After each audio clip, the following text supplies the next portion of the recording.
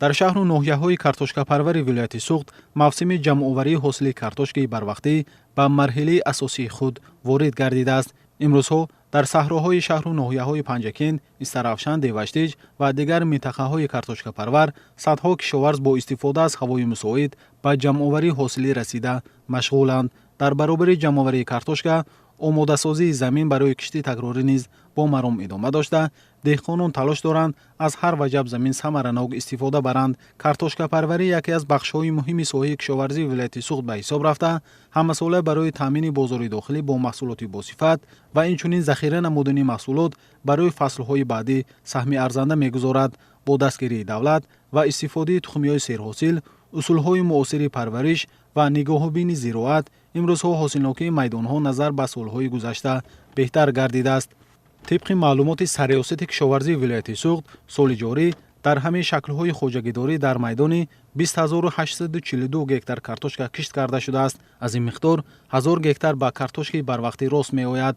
то имрӯз дар ҳамаи шаклҳои хоҷагидорӣ зиёда аз 62800 тонна картошка истеҳсол шудааст. аз ин миқдор 47900 тонна ба хоҷагиҳои деҳқонӣ рост меоянд.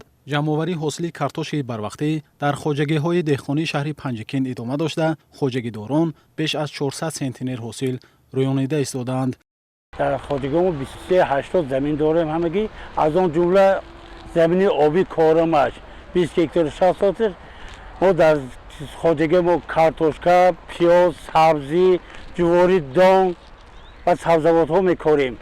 аз ҳамин 16 гектар 10 сотикаш картошка коридем ки ҳозир ҷамъоварии картошка дар авҷ. мана аз гектараш мо мобайни 350-400 сентинер ҳосил гитосем.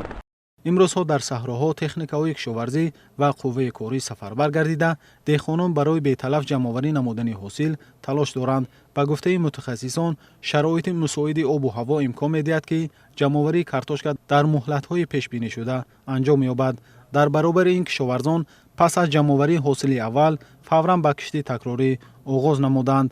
нақшаи кишти такрорӣ барои соли ҷорӣ 17220 гектар муайян гардида, то санаи 13 июли соли равон дар майдони 13804 гектар кишт гузаронида шудааст. дар ин самт кишоварзони ноҳияи Ҷаббор Расулов пешқадам буда, дар заминҳои аз кишти аввал холӣ монда, кишти такрории зироатҳоро хуб ба роҳ мондаанд.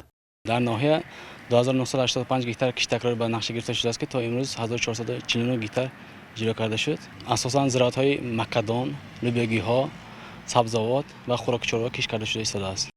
дар доираи кишти такрорӣ 4400 гектар ғалладонагиҳо, 2600 гектар ҷуворимакка барои дон, 1400 гектар зироатҳои лӯбиёгӣ, наздик 1000 гектар сабзавот, зиёда аз 300 гектар полизиҳо ва қисми боқимонда зироатҳои хӯроки чорво кишт гардидааст. ба таъкиди кишоварзон, истифодаи самараноки замин, ҷамъоварии саривақтии ҳосил ва гузаронидани кишти такрорӣ яке аз роҳҳои муҳими афзоиши истеҳсоли маҳсулоти кишоварзӣ, таъмини амнияти озуқаворӣ ва фаровонии бозори истеъмолӣ мебошад. бо чунин сурати кор интизор меравад, ки кишоварзони вилояти Суғд нақшаи ҷамъоварии картошкаи барвақтӣ ва кишти такрориро пурра иҷро намуда, дар таъмини аҳолӣ бо маҳсулоти босифати ватанӣ саҳми арзандаи худро гузоранд.